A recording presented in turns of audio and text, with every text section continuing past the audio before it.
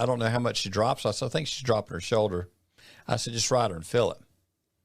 And I said, I'm going to make a slight adjustment. And as far as adding height onto the limb, Tony did a lot of adding height on to get the shoulder square. Using pads and all? Using pads and all, yeah.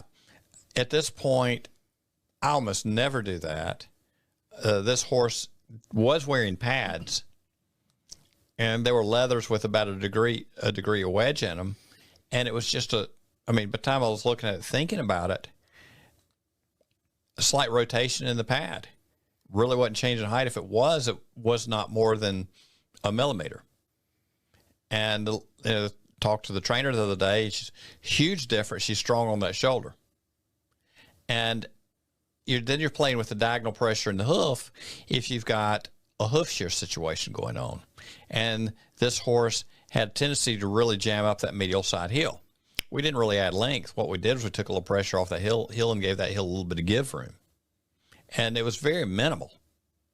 But the longer I've messed with these uneven horses, the fine-tuning to get them to go where I want to becomes a lot less and a lot less.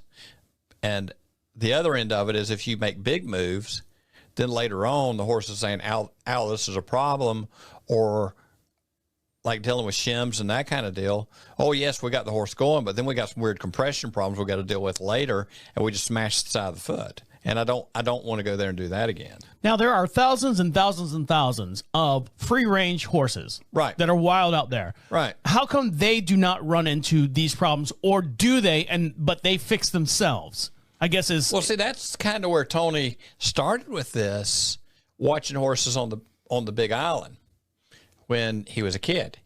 And at some point, he got a pair of strong binoculars so he could see. And they had horses come up lane. And what was happening on these horses, this is where the idea of the leg length came from. If they injured a side, they would protect a side.